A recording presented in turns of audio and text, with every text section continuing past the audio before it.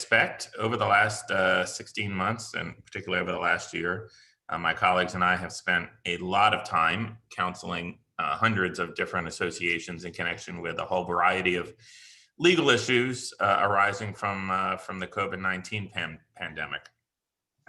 We spent the most of last year, certainly the earlier part of last year, spending most of our time on helping associations like yours cancel or postpone or reschedule their meetings and conferences due to COVID, and trying to do so with little or no penalties, which we had tremendous success doing.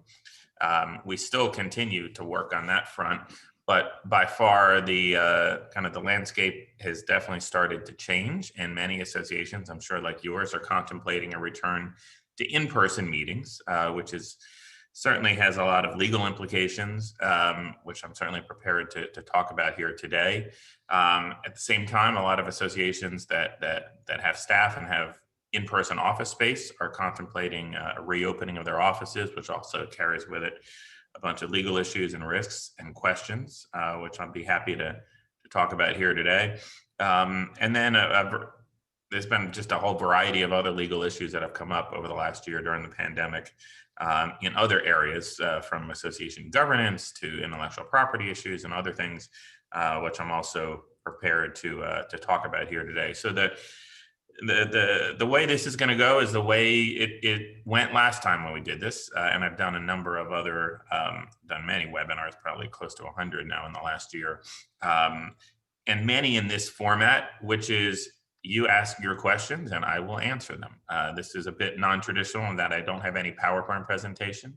I do have certain things that I want to be sure to explain to you today, but I really want today's session, webinar, to be driven by your questions and the things that you're dealing with, the things you're wondering about, the risks, the legal risks you're trying to grapple with, and give you some good practical tips and suggestions on how to deal with those things.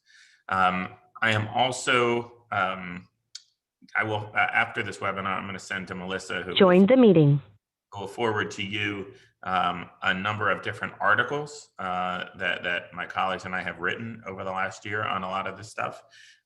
Links to those articles on our firm's website that should be helpful to give you some additional background for yourselves, and feel free to share them with your colleagues as well.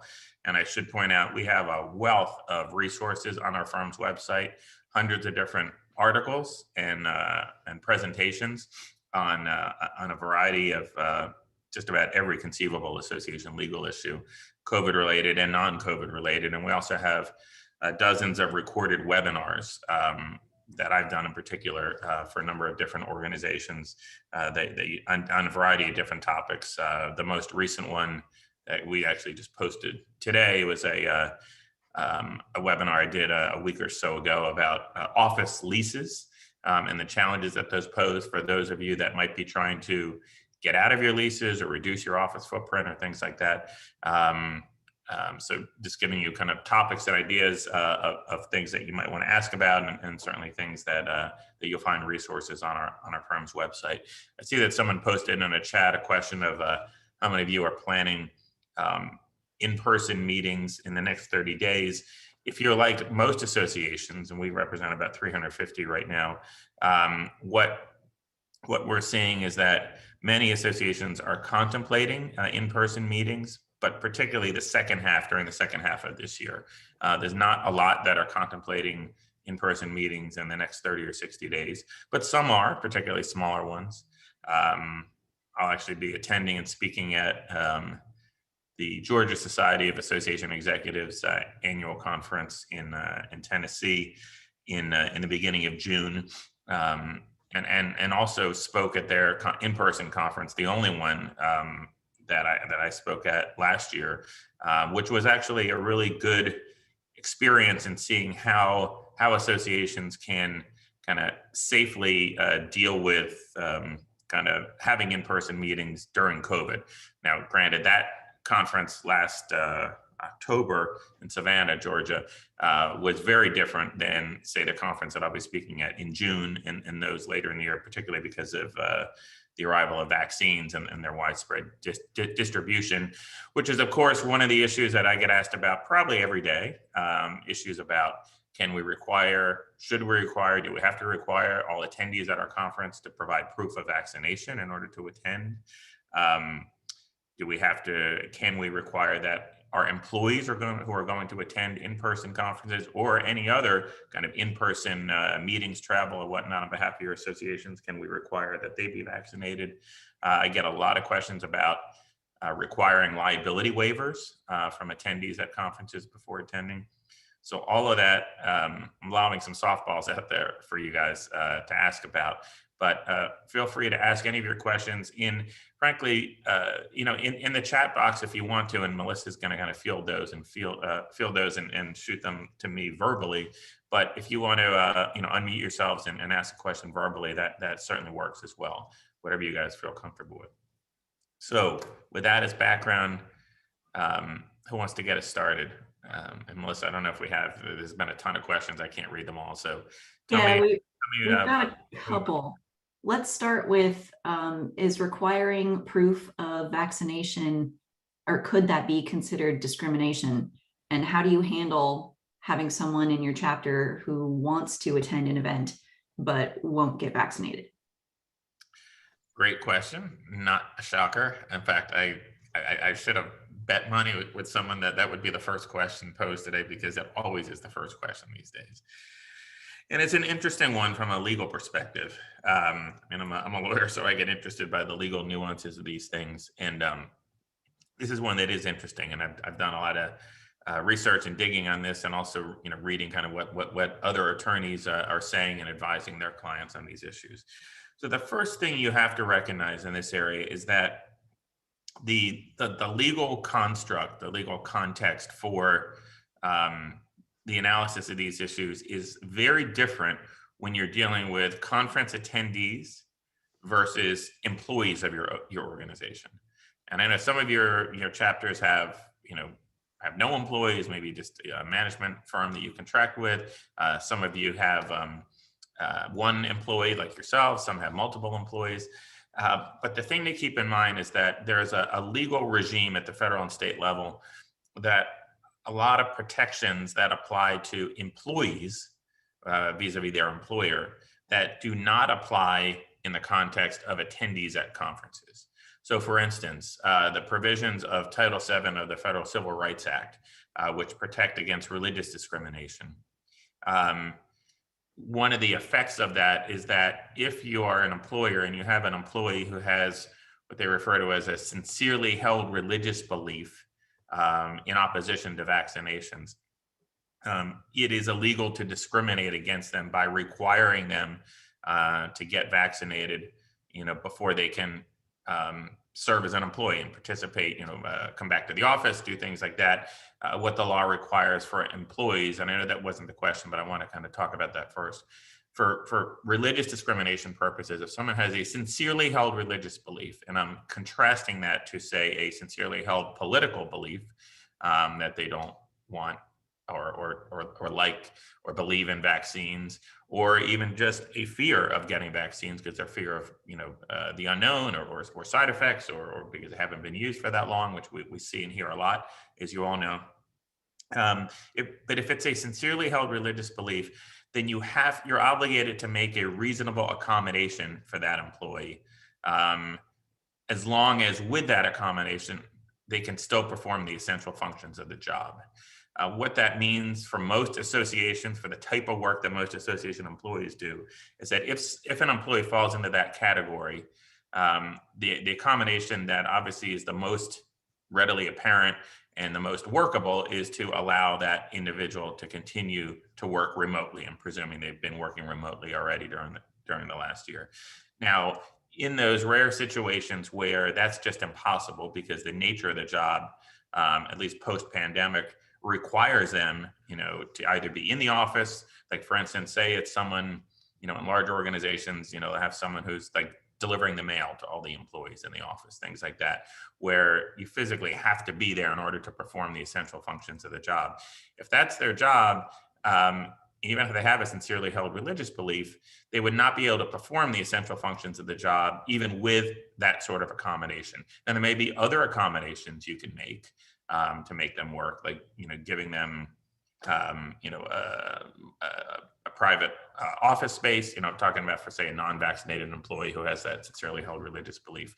It's a very fact-specific analysis, but protection on the basis of religious belief is kind of one exception to the mandatory vaccination requirement for employees. Another one that's basically applicable because of the Americans with Disabilities Act, and a number of states have their own versions of the ADA, which apply to lesser number of employees. Another one is that if someone has a medical condition that causes them to, for it to be unsafe and inadvisable for them to get a vaccine, that's another exception that you have to make. And the same basic construct analysis of, can you make a reasonable accommodation for them that does not pose an undue burden on the employer, but still enables them to perform the essential functions of the job. So bottom line, in the EEOC, Equal Employment Opportunity Commission, the principal federal agency that regulates these sorts of employee and HR issues, has said that generally speaking, you can impose a mandatory vaccination requirement on employees, say as a condition of returning to work. And they said because it's been established that non-vaccinated individuals pose a much higher risk to everyone than vaccinated individuals. Because of that, you can impose that a requirement, but you have to make those exceptions and accommodations for the sincerely held religious belief and for medical conditions or other disabilities that would prevent them from doing so. Yeah, go ahead, Melissa. So before we get into the attendee aspect of this at events, we did have a question about how you verify that it is a sincerely held religious belief.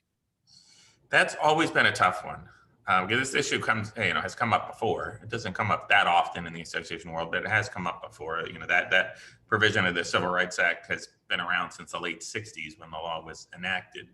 And there's no easy answer there. The guidance that's out there from the EEOC and court cases and other things, suggests that you can ask some questions, you can use your own judgment as to whether, as long as it's kind of objective, reasonable judgment as to someone, if that person is credible in that belief, or if you're 99.9% convinced that this is really a political belief, not a religious belief, and there's no evidence that suggests that it's stemming from a sincerely held religious belief. But fortunately, there's no easy answer. There's no easy test for how to do that. But if someone asserts that, it just puts it in a whole different category. It makes it much riskier. And I'd say, as a general rule, you want to try to accommodate that person, like I said, unless you're pretty sure that it's really a sham excuse and it's not credible and there's no real reason to believe it, because otherwise you're putting yourself as an employer at some real risk that someone could file a claim with the EEOC. Every state has their own kind of version of the EEOC, and then of course people can bring this what's called a private right of action. People can bring a claim themselves, whether it's through one of those agencies or through litigation. Oftentimes you have to go through the agency first to get that adjudicated, and then if they're not successful, get a successful outcome, they can bring litigation. There is some risk there, so you have to factor that into your calculations. Okay, let's jump into the event side of things. I'm getting some requests there. Most of our chapters are single people, or they are not the employers, so they're more focused on, how to handle in-person events. And yeah, so I just wanted to lay that out there, so you understand it for those of you for whom that is applicable, but also to compare and contrast it. So here's what's different in the context of conference attendees. Now, of course, we're not talking about your own employees who are attending your conferences, because that's going to be governed by that same employee construct I just explained. But for conference attendees, Title VII of the Civil Rights Act doesn't apply to conference attendees. So someone asked, I think the first question you posed to me was about, can we be liable for some sort of discrimination against them? The ban against religious discrimination does not apply to conference attendees. A lot of people don't recognize that. And some of these laws do apply in other contexts outside of employment, where federal law makes it directly applicable, like in federally funded higher education institutions. Like if you take federal money, which most colleges and universities do in terms of financial aid and whatnot, then by virtue of that, the federal government imposes those sorts of requirements in that context. But for association conferences, your attendees don't have those sorts of protections. And so it's a much lower risk because they have much fewer protections. The only conceivable protection that applies is the Americans with Disabilities Act, because that does apply. There's a section, an article within the ADA that applies to employment, but then there's a separate article that applies to what are called places of public accommodation. And basically that's been interpreted over the 20 or 30 years that the law has been in effect, is that if you are holding like an association meeting or conference at any kind of publicly accessible place, like a hotel, you know, an event venue, a restaurant, things, a convention center, things like that, then that title of the ADA is going to apply. So if someone has a anything that's a qualifying disability, which would certainly include medical conditions for the most part here, you do have to make a reasonable accommodation for them. But the reasonable accommodation may be if you're having like a hybrid meeting where you're having a virtual component, even though they might not be able to attend, you know, like the receptions and the networking and that part of the meeting, which is important and everyone enjoys, but as long as they can still get access to the educational content, which is the principal focus of most of your meetings, I'm presuming, whether it's, you know, a live stream, whether you're recording things and posting them later, or things like that, as long as they can get access to it, that is generally going to be considered, we think, a reasonable accommodation. That this is really a lot of untested area because there hasn't been, you know, much litigation because no one has really returned to in-person conferences. And generally, most people don't file a lawsuit because they can't attend an in-person conference. But bottom line is that, generally speaking, it is much easier to require mandatory vaccinations for conference attendees outside of the employment context. Just keep in mind, you know, the ADA, and if someone, you know, says they want some sort of reasonable accommodation, it's that same test. You know, if you make a reasonable accommodation, can they still get, you know, most of, you know, the benefit of that program, and does it not pose an undue burden on your association? Now, what we're seeing though is that associations are all over the place in terms of whether they're planning to do that. Some are planning to make it mandatory. I'd say more that we've seen so far, again, it's still in the planning stages, most haven't done it. I'd say more associations than not that we've seen and talked to about this are not planning on having a mandatory vaccination requirement, but it's a business decision, right? There's a lot of politics charged in this, depending on where you're located geographically. We all know this is a very politically charged issue. And if you're in a state or a region, you know, where there's a real anti-vaccination, sentiment, it may be politically really difficult, you know, for you to require that. And frankly, from a business perspective, you may not want to. You know, if you only get half the people attend because you have a mandatory vaccination requirement, you might only get half the revenues from conference registrations and sponsorships and exhibitors and all that other stuff. So it's a tough decision. I think we're going to see this evolve over time. I don't know if there'll ever be kind of a standard or norm, you know, this year as to whether associations are going to require that. I'm just telling you from a legal perspective, it generally is permissible for you to require proof of vaccination. Then you get into issues of, well, what proof is sufficient? You know, because right now, with a few exceptions, like New York State has developed an app where you can, get the proof of vaccination put into that app, and then you basically, you know, show that app when you show up in it. You know, I think it's like a green check mark or something that you show that has all of your information in there. But that information does, like the detailed medical information, to the extent it exists, doesn't get shared with the conference organizers. Just the fact that you are fully vaccinated. That you've had, if it's a Pfizer or Moderna vaccine, you've had your 2 shots and it's 2 weeks after the second shot. Or if it's Johnson & Johnson, that you've had the 1 shot and it's 2 weeks after that. When I say fully vaccinated, that's what I'm referring to. Yeah, go ahead. Question. So when you say reasonable accommodation for those with medical exceptions, doing a hybrid event, is it potentially really expensive and also potentially disruptive to the actual experience in the room? So what would you define, I mean, how expensive is a reasonable accommodation? And so it's a great question. And I alluded to this earlier, but let me reiterate it.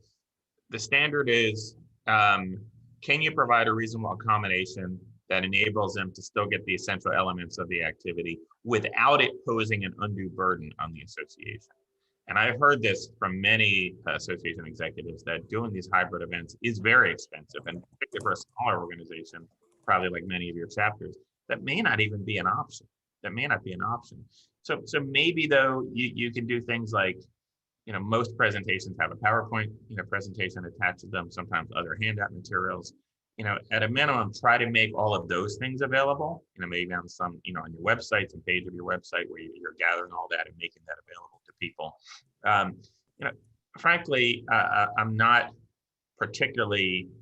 overly concerned about the liability risk to an association in that situation, as long as you try to do something to make a reasonable accommodation, especially if you can show that financially it's just not viable or feasible for you to do some sort of a hybrid or virtual event. Maybe to the extent that you can record some of the sessions and make some of those available, that might help as well. I just don't think it's really a particularly area of high risk. And of course, you have questions of, are there other reasonable accommodations you can make?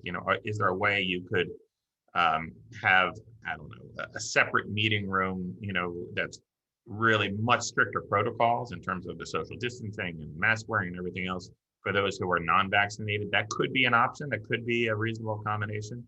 I'm not saying you have to do that. We really don't know yet. Certainly, I think I just saw a question pop up about, could we require masks for non-vaccinated individuals and not require masks for vaccinated individuals? So here, this isn't, in part, an issue of the ADA and what it requires, but it's in part also the broader issue of when and how could the association be held liable to an individual who alleges that they contracted the virus at your event. And in answering that question, the basic test is, was your associate, or first off, causation? Can someone prove that they caught, the virus at your event? Causation can be very difficult to prove unless you have some sort of like cluster of outbreaks or something like that. But if they can get through the causation issue, then the real question is, was your association negligent in how it operated the event? And so the test for negligence is basically, did you fail to meet the prevailing standard of care in holding your meeting? And the prevailing standard of care, it's a legal term, but how you define it is very fact specific, and it's a moving target for sure. I mean, even yesterday we had new guidance by the CDC about mask wearing, outdoors, saying essentially in a lot of situations, except very large gatherings, fully vaccinated Americans don't need to wear a mask when they're outdoors. So for instance, if you were holding an event and you were primarily holding it outdoors, or at least, the larger gatherings that are maybe a little more difficult to do the social distancing, things like receptions, relying on that guidance, even though it's guidance, it's not binding law, but it's still very relevant to defining what is the standard of care. So what the CDC says matters. And the CDC actually has put out, it's been out for a while, I'm presuming they're going to update it soon. They have written guidance for large meetings and large gatherings of individuals.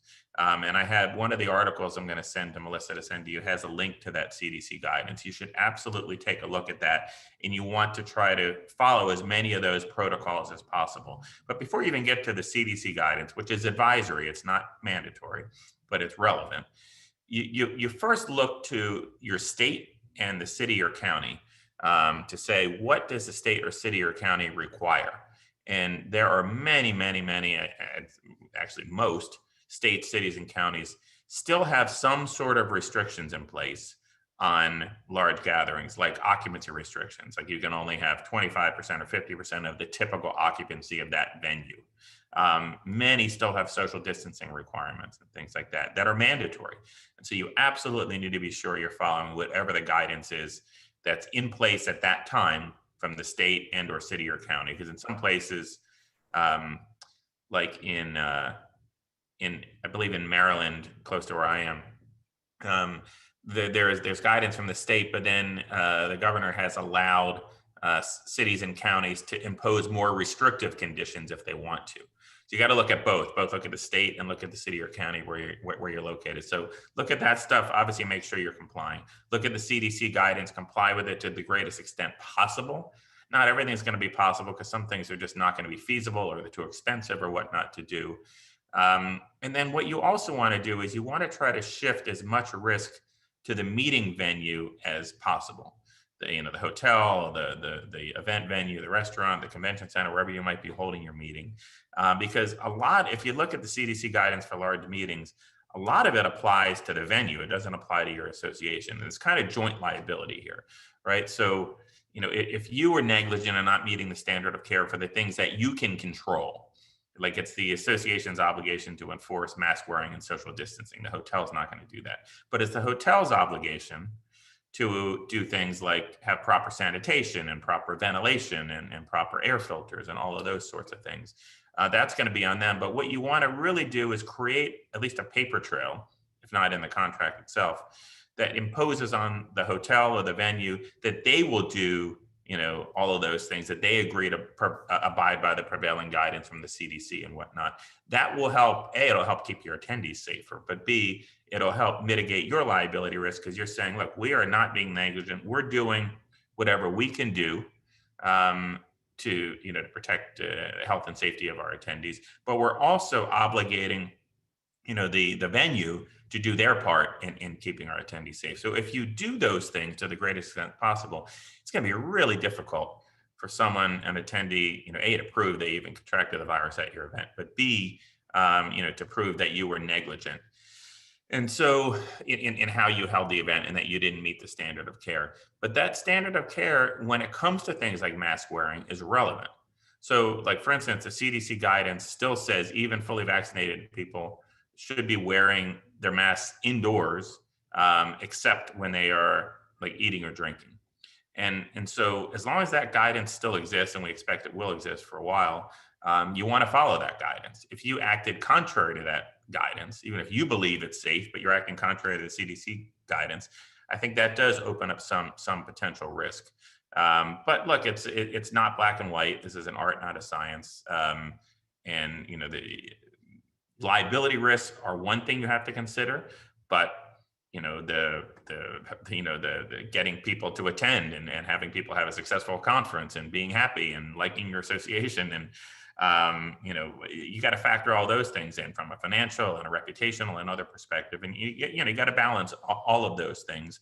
So I'd say the more of these things you can do, the safer you're going to be.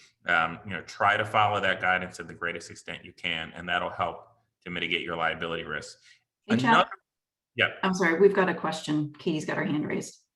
No, this is such good info, like really valuable. But I was just going to piggyback on what Melissa put in the chat. So the liability for hosting in-person events does shift to the venue, and we can take venue regulations and say, these are venue regulations we are going by on top of mask wearing and social distancing.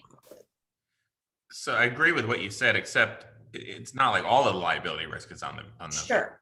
But okay, it's on you. But yeah, if the venue has more restrictive conditions than what the law requires, state and local law, because there's no federal law like the mandate stuff like this, it's just guidance, or even if it's stricter than what the CDC recommends, you absolutely have to follow those things. But you have to do your part for the things that you're responsible for, like particularly policing the mask wearing and the social distancing, making sure you're arranging for proper setups of rooms and exhibit halls and stuff like that to allow for social distancing.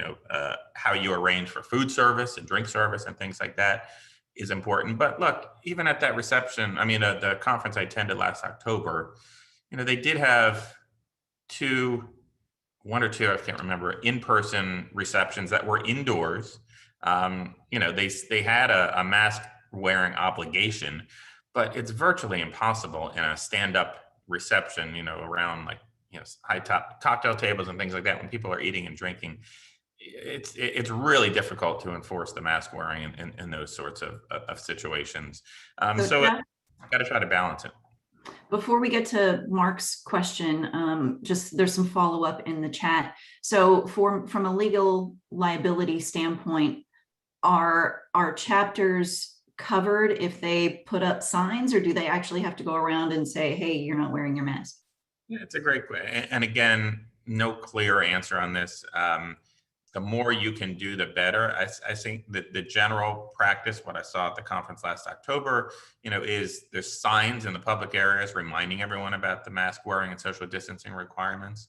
I went to my first sporting event since the pandemic, Washington Nationals baseball game this week.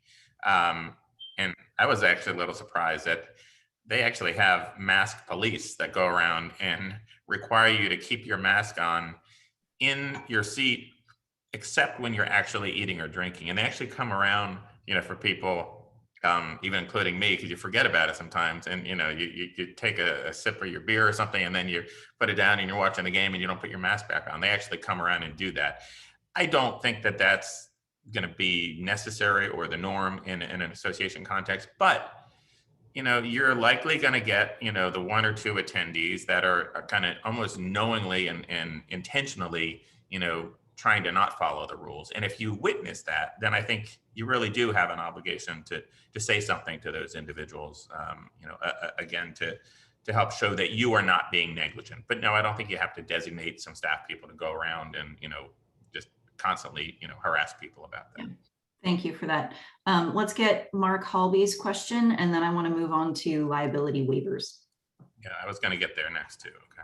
Okay. Well, I may be jumping ahead as well. Then I guess my question in determining is it worth the risk or time and effort to do all this is, what is our absolute worst case scenario? And so I guess what I'm asking is, let's say someone does prove that they caught COVID and it was at our event and they sue the association.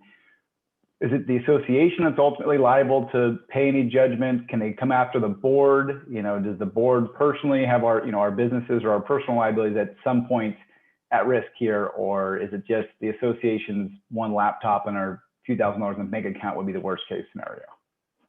Pretty much what you just said. Yeah, the individual board members, there's something called the corporate shield.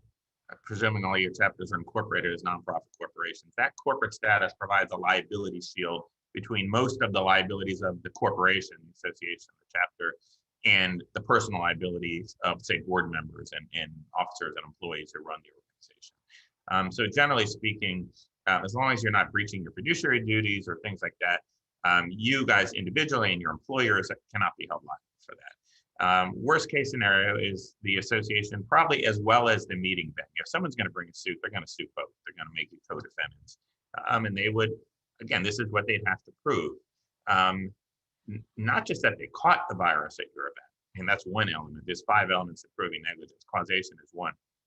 But the biggest one is that you were negligent in not doing your best to meet the prevailing standard of care. And that is going to be, if you're holding a halfway responsible meeting, that's going to be really difficult to prove, I saw one question about insurance. So in the past, pre-COVID, if someone had filed a claim that, that we've had these other viruses, obviously nothing to the extent of COVID, but we've had other viruses in the past, SARS and Zika and others, that did create some liability risk for associations and holding meetings and conferences. And in the past, what's called the commercial general liability insurance policy, which is the policy that is primarily applicable to meetings and conferences. I saw someone asked about E&O, but if it's not the E&O or the D&O policy, it's going to be the commercial general liability. In the past, that would cover, claims for, say, your negligence that caused some harm to an attendee. But since COVID, when those policies come up for renewal, all or virtually all of the leading commercial general liability insurance carriers are now imposing either COVID exclusions or even broader communicable disease exclusions, saying they will not cover any claims that arise because of COVID or communicable diseases. So, it all depends on when your policy gets renewed, because they can't do that to an already enforced policy, but they can do that for renewals, and that's what they're doing. They started doing it in January for event cancellation insurance, and then now they're starting to do it, have already started doing it for commercial general liability insurance. So generally, that sort of claim, you're not going to have insurance coverage. But again, like I think it was Michael who asked the question, if you're holding a halfway responsible meeting, it's going to be very difficult to prove liability, that you were negligent.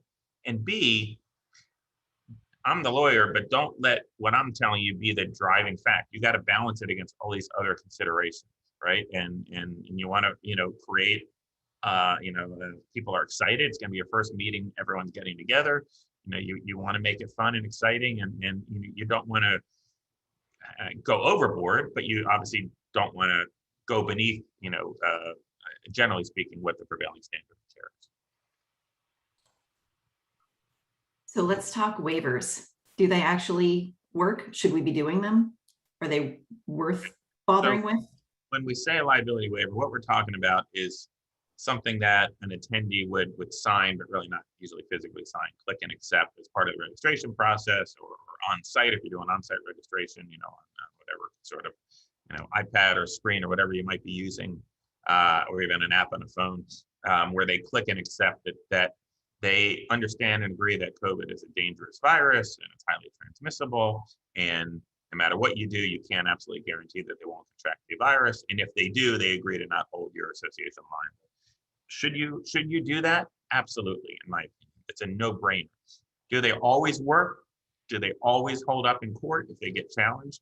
No. Like, for instance, if a plaintiff could prove that you were grossly negligent, not just negligent, but grossly negligent, or even engaged in reckless conduct in how you conducted the meeting, the liability waiver would likely not be enforceable in most cases.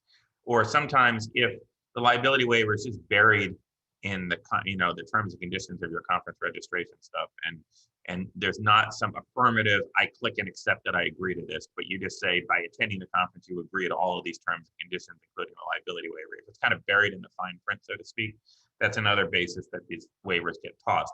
But if you do it right, if you make it clear and understandable, don't have too much legalese, and then have something where they affirmatively click and accept that they agree to that, I think it's a no-brainer that you should do it. And that does seem to be the norm where a lot of associations are heading in terms of, at least for this year, requiring this sort of liability waivers. One of the articles I'm going to send you is about liability waivers for association conferences. And in there, there's a link to a model association liability waiver that we put together that you are free to use. And one last thing on this. What the liability waiver we drafted, it's very clear, plain English, easy to understand, which is important, again, for enforceability, but also for your attendees understanding what they're agreeing to. So the first part has what I just described. The second part has essentially kind of an affirmation by the attendee that they will abide by all of your rules. And I'd actually probably even call it, liability waiver and agreement to abide by conference rules or something like that. So it's very clear that basically they're saying, I agree to follow all the rules that you guys require for conference attendees: social distancing, mask wearing, not going off site, to crowded bars and nightclubs at night and then coming back to the conference during the day. All of those sorts of things. It has two benefits. One is it hopefully reminds people not to engage in risky activities and reminds them that you are going to be enforcing those rules and they agree to abide by them. But second, it also helps on the negligence front to show that you're not being negligent because you're actually requiring your attendees to do that. So again, I think it's a no-brainer that you should do that. And I'll make sure all you guys get that as soon as this is over.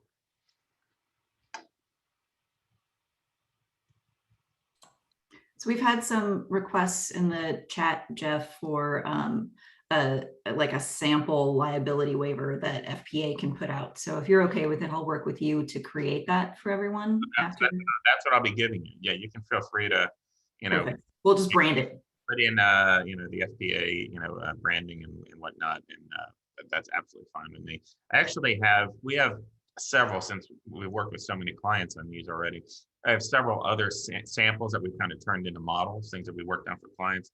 And I'll send you a few of those as well so you can see what you guys like.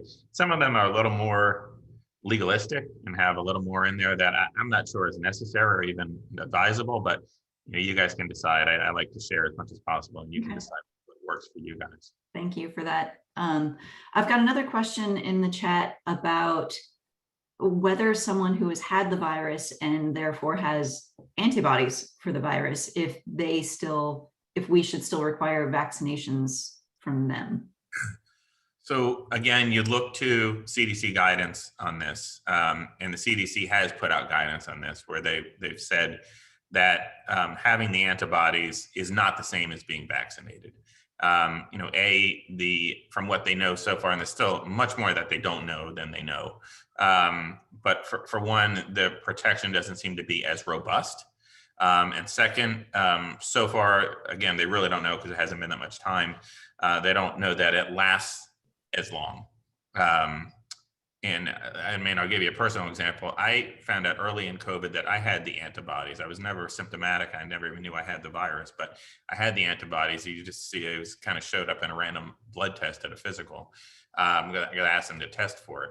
And then, when I was curious, I just had several other blood tests because I was doing some travel. And they kept showing up. It's just like a yes or no. Either you have them or you don't. It doesn't give you a level or anything else. But then at one point they went away. And then one more time they came back, and then I got vaccinated. But who knows? But bottom line is, my example is irrelevant. The point is, CDC says it's not enough.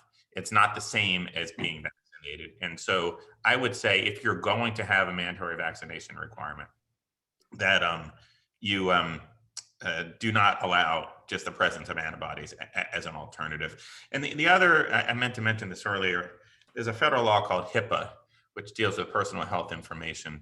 And there is a lot of guidance, particularly in the employment context. I'm not sure to the extent it would apply to conference attendees, but bottom line is, you generally do not want to be asking any personal health information, from folks. Now, whether you're vaccinated or not, they have said is not considered personal health information. But to the extent you're looking at blood work results, which is the only way you'd be able to show antibodies, presence of antibodies, I think that's a slippery slope when it comes to HIPAA. But for the reasons I said before, just from a basic negligence standpoint, in light of the CDC guidance, unless that changes, if you're going to have a mandatory vaccination requirement, I don't think you make exceptions for that. Thank you. Okay, so if we're requiring vaccinations, is that something that we put in the online registration? Can we, please confirm that you're vaccinated, and they hit yes, and then we've done our due diligence? Well, that's a tougher one. And because, like I was saying earlier, actually I started to talk about this and I got distracted, went down a different path. Because we don't have, like in some other countries, like in Israel, they have an app that everyone, or several apps that have been kind of approved by the government to provide proof of vaccination. And it's easier in countries like that have a centralized health system, like in the UK, because everything can just feed right into that. We don't have that here in the US. But there is some thought that because it looks like larger concert venues, sporting venues and whatnot, theaters may well be requiring vaccination as a condition of attendance. Some already are. That there really needs to be some electronic apps, and the federal government's working on this right now to try to create standards for this.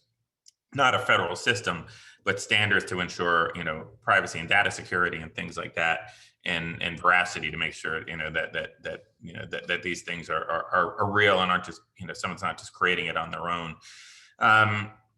Until we get there, you're going to need, what those of you who are vaccinated, like myself, you get this little, card. It's like a business card, a little bigger, that has the CDC logo on there, and they handwrite, the date and type of vaccine that you got.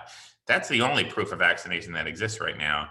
And I'm sure you've heard stories that these are being forged and sold, by kind of scam artists online. But look, right now, until there's some like government endorsed apps or something like that, or some apps that become, kind of widely accepted to be safe and reliable, you're going to need, if you're going to require a vaccination requirement, just having someone self-certify that they're vaccinated. Again, it's that balance of how far do you want to go?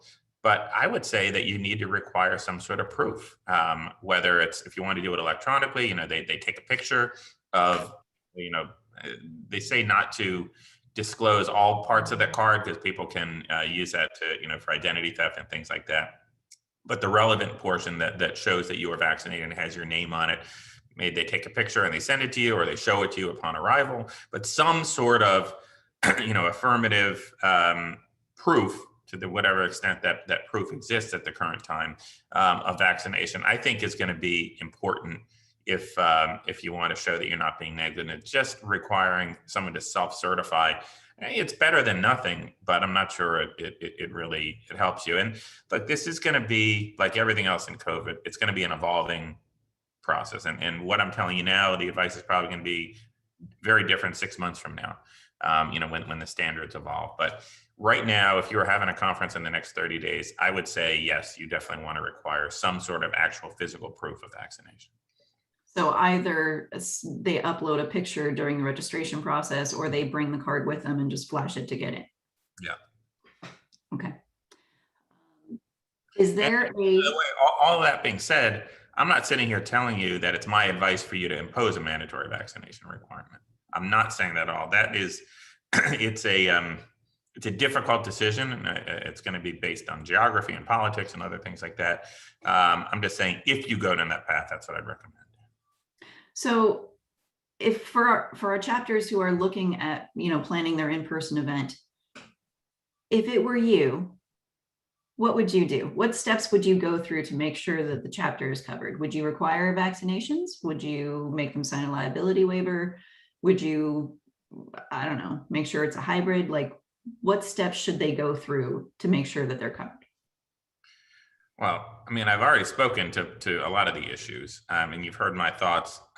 Do I think that everyone should require attendees as a condition of attendance to agree to a liability waiver and, affirmation of how they're going to conduct themselves? Yes, absolutely. That's a no-brainer. On the mandatory vaccination, I can't give blanket advice. If you're in a chapter in Florida, for instance, where the governor has actually signed a bill into law, making it illegal for, I can't remember, I don't think it applies to private entities like associations, certainly government entities, government agencies cannot require vaccinations as a condition of participation in that event or attendance or going to that particular venue. That's a very different analysis than if you're in many states in the Northeast. It's the politics involved in that. I just can't give you blanket advice. I just was giving you advice. If you go that path, keep in mind the ADA, Americans with Disabilities Act, and keep in mind some of the issues about proof of vaccination and things like that. In terms of kind of a checklist, I don't have a checklist. If you look at the CDC guidance for large meetings, it essentially is a checklist. There's a lot of things in there. Again, a lot of those things relate to the venue. And so, as I said earlier, you want to get, say it's a hotel, get the hotel sales manager or general manager or someone, to whoever you're dealing with, to agree in writing, even if it's just an email exchange, that they will abide by kind of the prevailing CDC guidance for large meetings. And I've seen some association clients of ours even detail some specific things that they're obligating the hotel to do. And then I said certain things are going to be on you, on the association, to do. It's an evolving thing. For instance, the risk of transmission through surfaces, in the beginning of the COVID, everyone thought it was a super high risk thing. Now they're saying it's virtually, it's a really small risk.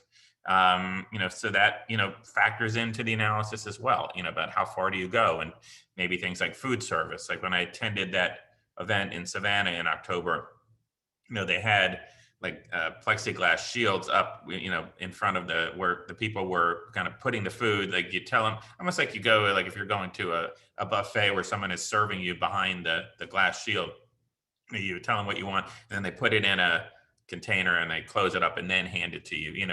Things like that. You ought to consider, but there is no one size fits all checklist. I'm sure some folks have put some together. A little Google searching would probably turn up some good things, but we unfortunately don't have one at our firm. Thank you for that. You mentioned, working with the venue to get them to acknowledge their part. What we saw in the chat as you were talking is that some of the contracts for these venues are being written so that it puts the onus of responsibility back on the associations. Is that something we should be accepting, or should we be putting it back on them? Or so this is nothing new in terms of I've spent my whole career working on, among other things, this, negotiations between associations and hotels for meetings, and it's constant battle of who's responsible for what, who's going to do what, all of that. I would say that, look, if they're going to put the onus, for instance, on policing mask wearing and policing social distancing, and if you do temperature checks, which I don't think make a lot of sense anymore because of asymptomatic people don't have a fever. But if you're going to do those are things that the association is going to have to do for sure. Whereas other things, sanitation, food service, ventilation, all of those things, you can't do those things. You can't, you're not going to go around. I mean, they might obligate, your exhibitors, for instance, to wipe down, disinfect any surfaces on every half hour, every hour during the exhibit hall hours, or, something like that. Maybe something like that could be the onus shifted on you, but a lot of it's going to be on the hotel. And as I said, that CDC guidance is actually more applicable to the venues than it is to the associations who's sponsoring the meeting. So yes, you should push back on things that are unreasonable or too expensive or not realistic. And I did see a number of comments pop up about, this puts staff and especially volunteer leaders in an uncomfortable, awkward situation, and it does. And I'm suggesting you got to find the right balance. I am not suggesting you become that guy at the National Stadium who was going around and really pissing everyone off that night, because he was just being really unreasonable. In DC, you can go into restaurants and sit at a table and have your mask off the whole time, but at a ballpark where there's social distancing, you couldn't do it. I just thought that was too much. That was over the top. When you're walking around inside the stadium and all of that, completely get it. But anyway, those are my thoughts on that. Yeah, and then like someone said here, you're also balancing that with, as a lot of people are still hypersensitive about COVID, even after they've been vaccinated. And you want to make them feel comfortable as well. So you got to strike the right balance there. A few minutes left. Any other questions for Jeff? I think I covered everything that I saw. Let's see here.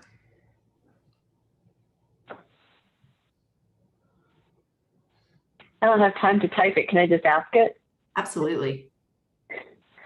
So Jeff, even if you do all the things right, somebody could still bring an action. They may not have much of a chance of prevailing, but you still have to defend. And I keep looking for that kind of, what do I need to have in the bank if my chapter on a business basis is we're going to have some in-person meetings, we're going to do this. And I think this is what Mark was getting at. Like, is it 40,000, 50,000, 60,000? How much money do we need to successfully initially defend ourselves against even irreverent, impossible attacks? It's a great question, and especially if you don't have insurance coverage, and if you have a renewal policy that has the exclusion for COVID and communicable diseases, which I think virtually all of them do now, or will. That's what I'm told by the insurance brokers. You're right. Anyone can sue you at any time, even in a baseless, groundless suit. And you have to defend it. Now, if it's completely baseless and groundless, you can often get out early on a motion to dismiss or a motion for summary judgment. But this is probably way more than you want to know. But in litigation, if it's a fact-specific case, if the case really turns on the facts of, what did you do and what did you fail to do, the facts of what actually transpired, a dispositive motion, like a motion to dismiss or summary judgment, are generally not appropriate and they won't be granted, which unfortunately means that the case would proceed, through depositions and interrogatories and perhaps even trial unless the matter was settled. All that being said, there is nothing to suggest so far that we're going to have this rampant, outbreak of suits against associations. Hopefully, we're already seeing, the case rates go way down.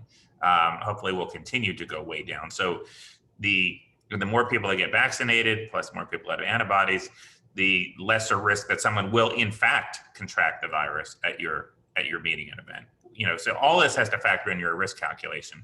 If you got sued and you had to defend it, it depends where. It's usually going to be in state court, but you're probably talking at least $50,000 to defend a suit that doesn't get, you can't get a dispositive motion granted early, and could well be more. But again, like you got to think the damages, which is another element of negligence claims. You know, what sort of damages can the individual prove? Like if they contract COVID and they, you know, they get a bit sick for a few days and then they recover. Of course, we don't know long-term effects yet and things like that.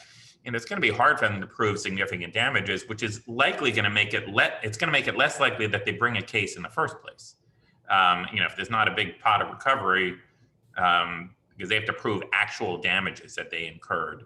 And pain and suffering might factor in, but I'm just saying, I don't, you know, maybe I'm getting a little bit ahead of where we're at in the pandemic recovery, but I'm not overly concerned about this. If you know, like I said, you know, do your very best to try to have a safe, healthy meeting, balancing all these considerations, you know, using the liability waivers, you know, reminding people of the rules, getting them to agree to abide by the rules, you know, getting the hotel to agree to do their part. I think the risk of being sued is very small to begin with. But I mean, frankly, you should always ideally have some reserves, because I think cases in this area, you know, are probably, to me, the least of your worries. But lots of other things you do, you know, you put out publications that can infringe others' copyrights and defame people, and you know, you got antitrust cases. You know, you have you know, slip and fall accidents and things like that. Certainly employee-related employment suits, if you have other employees. You know, these are the things that you're much more likely to get sued for. Now, granted, you do have insurance for a lot of those things. Breach of contract, however, you can't generally get any insurance for. So you always should have, ideally, some sort of reserves to, you know, to protect, as there always are things like that you might get sued. Your insurance might not cover it because of various exclusions or things like that. So it's a good idea to do that generally. I just don't think we're all focused on these risks, and I'm telling you how to mitigate the risks, but I don't want you to give the liability concerns too much weight compared to the other concerns. You got to strike the appropriate balance.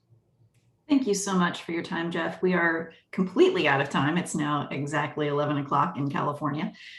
So thank you to everyone who joined. I will be posting this to Connect so you can reference it after the event. Thank you all. Thank you, everyone. Take care.